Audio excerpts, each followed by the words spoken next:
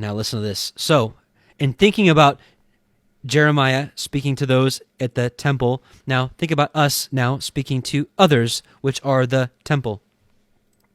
So let's read again. Stand in the gate of the house of Yahuwah, and you shall proclaim there this word, and shall say, hear the word of Yahuwah, all you of Yehudah who enter in at the gates to bow before Yahuwah.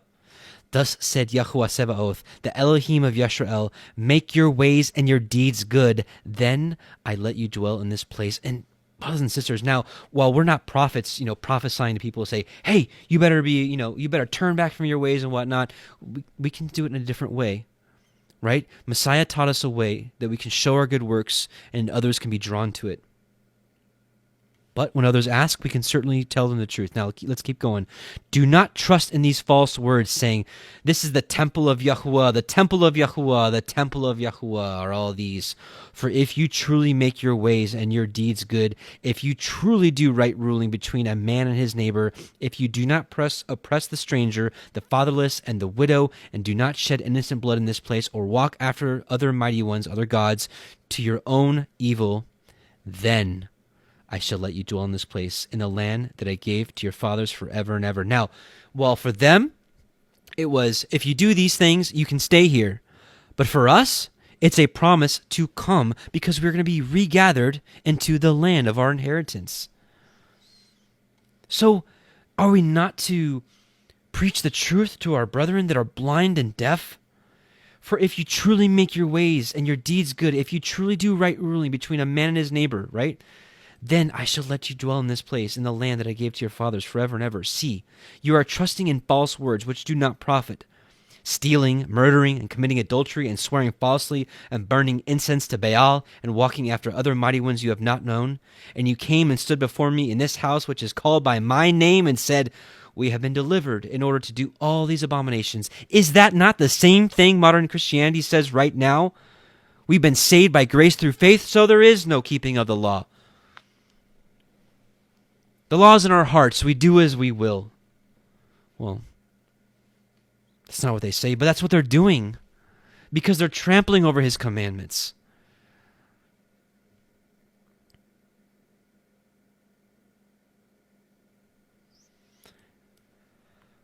We have been delivered in order to do all these abominations.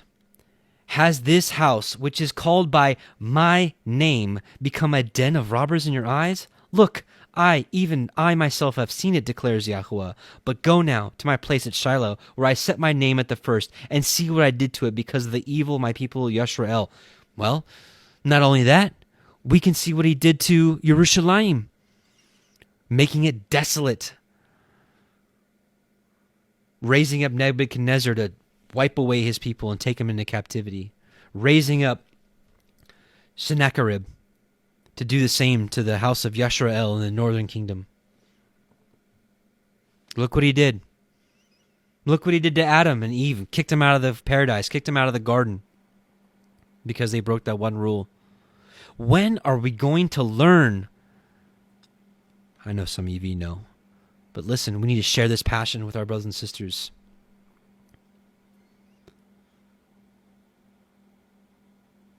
And now, because you have done all these works, declares Yahuwah, and I spoke to you, rising up early and speaking, but you did not hear, and I called to you, but you did not answer.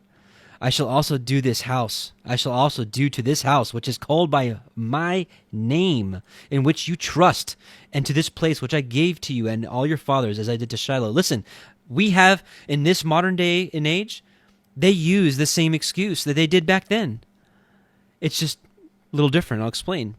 What Yirmiyahu was saying here, what he was saying earlier, the temple of the Lord, right? I'm sorry, that's KJV in my mind. The temple of Yahuwah, the temple of Yahuwah, the temple of Yahuwah. They were trusting because the temple was there. They were saying to themselves, right? Nothing can happen to us because the temple's here and Yahuwah is guarding it. Nothing can happen. Well, what's happening in our day? Messiah saved us. We're delivered to do all these things. We're delivered to do what we want. We're saved by grace through faith. We don't need to do any works. And I shall cast you out of my presence, as I have cast out all your brothers, all the seed of Ephraim.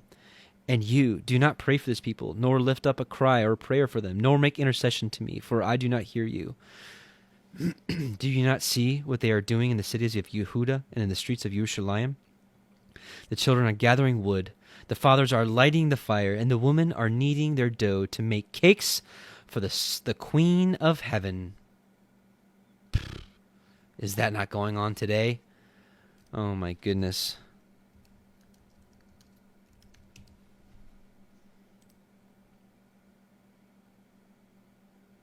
Brothers and sisters, what do you think this is? You don't think this is the Queen of Heaven?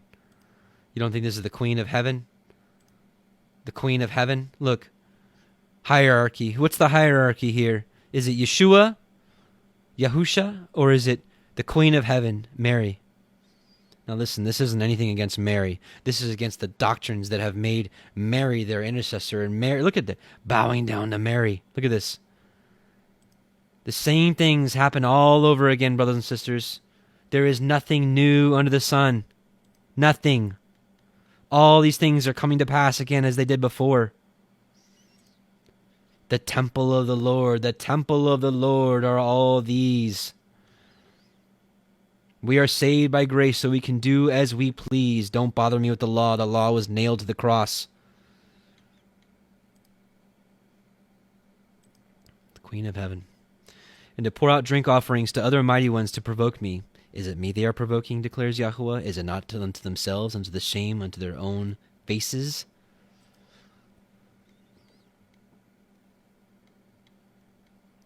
And he saw that there was no man, and he wondered that there was no intercessor. Therefore his arm brought salvation unto him, and his righteousness, it sustained him. You know, there was a point when someone cried out for an intercessor. It was Job,